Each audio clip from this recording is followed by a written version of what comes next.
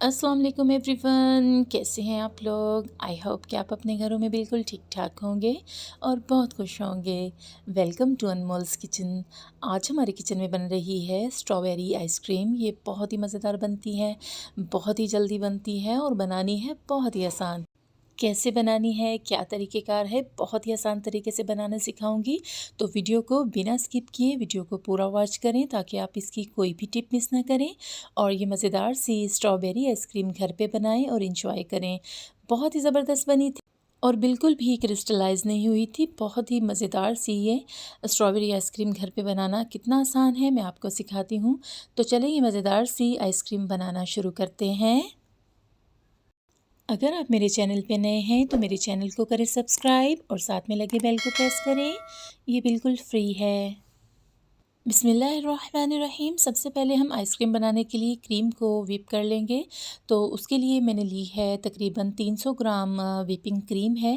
ये full chill होनी चाहिए। इसे जो है हमने मुकम्मल ठंडा करना है और फिर हमने इसे व्हिप करना है। तो व्हिपिंग क्रीम तैयार करने के लिए हमने स्टील के बाउल का इस्तेमाल किया है। यही बेस्ट रहता है क्योंकि ये ठंडा बहुत ही अच्छा हो जाता है। तो इसके नीचे मैंने परात रखी थी और परात में मैंने बर्फ़ के क्यूब्स डाल लिए थे ताकि ये हमारा बाउल जो है वो ठंडा रहे और हमारी क्रीम जो है वो अच्छी तरह से व्हिप हो जाए। तो गर्मियों में इसी तरह इसको व्हिप करना पड़ता है, वरना इसकी जो क्वालिटी है वो बेहतर नहीं आती और ये अच्छी तरह से व्हिप नहीं होती। सो बीटर की मदद से मैं इसे व्हिप कर रही हूँ। अच्छी तरह से 4 से 5 मिनट लगेंगे, ये व्हिप हो जाएगी। इस तरह से घुमाते हुए आप इसको व्हिप कर लें। बीच में स्टे ज़रूर मशीन को दीजिएगा, वरना मशीन जो है वो ख़राब हो सकती है क्योंकि इलेक्ट्रिक चीज़ें जो होती हैं उनको थोड़ा सा स्टे देके फिर इस्तेमाल करना पड़ता है। सो इसी तरह से मैंने 4 से 5 मिनट के लिए इसे बीट किया था। बीच में मैं इसे स्टे देती रही थी और फिर चलाती रही थी और हमारी बहुत ही ज़बरदस्त सी ये फ्लफ़ी सी क्रीम बन गई थी और अपने साइज़ में ट्रिपल हो गई थी।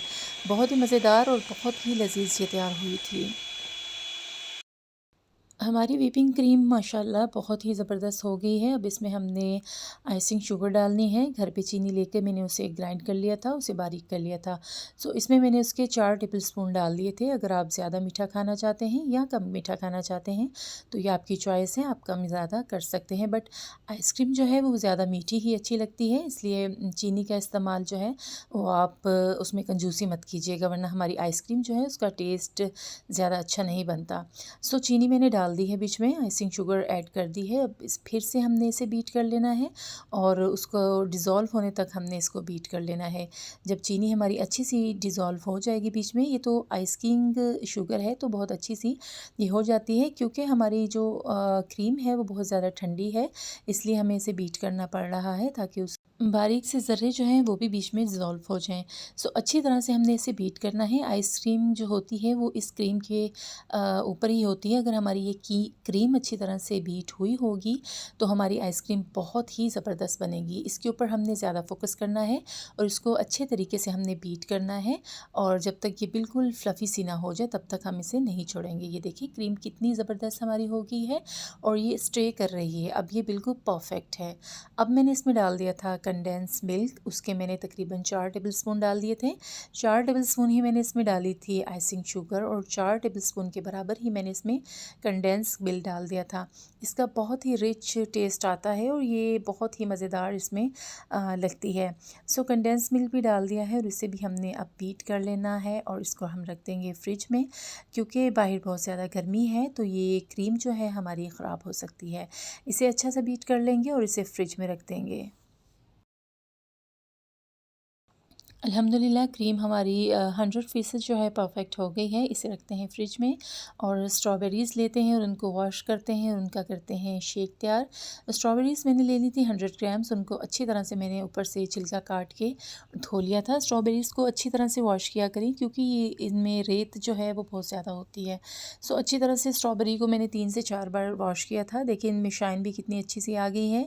अब इसको हमने स्मूथ सा ब्लेंड कर लेना है। इसमें मैंने 1 कप दूध का इस्तेमाल किया था, नॉर्मल रूम टेम्परेचर का दूध था, वो मैंने 1 कप इसमें डाल दिया था ताकि हमारी जो बेरीज़ हैं ये अच्छी तरह से ब्लेंड हो सकें और स्मूथ सा इसका एक शेक सा या पेस्ट, आप जो भी इसे नाम देना चाहते हो, वो इसका प्यारा सा एक बन जाए। तो इसमें हमने चीनी का इस्तेमाल नहीं किया था क्योंकि हमने क्रीम में कंडेंस मिल्क और आइसिंग शुगर ऐड कर ली है। इसे हमने जस्ट ब्लेंड करना है और एक स्मूथ सा इसका पेस्ट बना लेना है या शेक बना लेना है।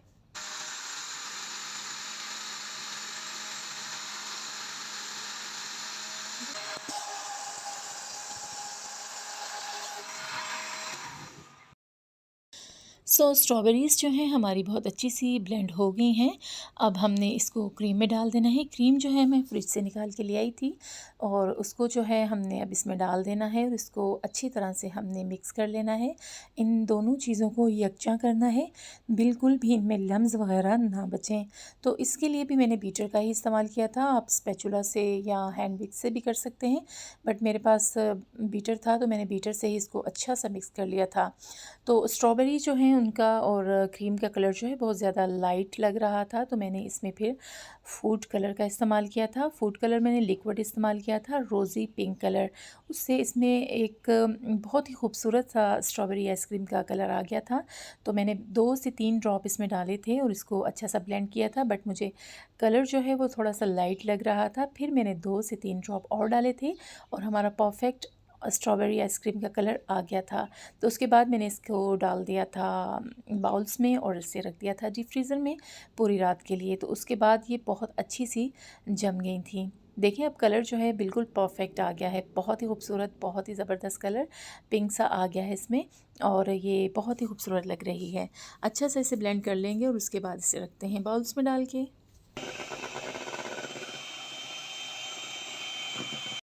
हमारी स्ट्रॉबेरी आइसक्रीम का जो मटेरियल है वो रेडी हो गया है। देखिए कितना क्रीमी है और इसका रिच फ्लेवर लग रहा है अल्हम्दुलिल्लाह। अब हमने इस तरह से कंटेनर्स ले लेने हैं प्लास्टिक के। अगर आपके पास ढक्कन वाले इस तरह कंटेनर ना हो तो आप उसके ऊपर प्लास्टिक कवर कर सकते हैं या वो एल्युमिनियम फॉइल है वो लगा सकते हैं ताकि ये क्रिस्टलाइज़ ना हो। ये भी इसकी एक ख़ास टिप होती है, अगर आप इसे ढक के नहीं रखेंगे तो ये क्रिस्टलाइज़ हो जाती है। इसी तरह हमने ये बाउल भर दिया था, तो थोड़ी सी एक्स्ट्रा आइसक्रीम थी जो मैंने छोटे बाउल में डाली थी और 2 बाउल भर के मैंने रख दिए थे। देखिए थोड़ी सी चीज़ों से हमारी कितनी सारी आइसक्रीम बन जाती है। अगर बाहर से आप इतनी आइसक्रीम ख़रीदें तो ये बहुत ज़्यादा कॉस्टली होती है। इसी तरह से हमने बाउल भरा है और ये भी रख दिया। इसको भी हमने ऊपर ढक्कन लगा देना है और रख देना है डीप फ्रीज़र में पूरी रात के लिए। तो उसके बाद हम आपको कल दिखाएंगे कि ये कैसी बनी है। अब इनको रख देंगे डीप फ्रीज़र में और आपसे मिलते हैं कल, दिखाते हैं इसका आपको फ़ाइनल लुक कि ये कैसी लग रही है।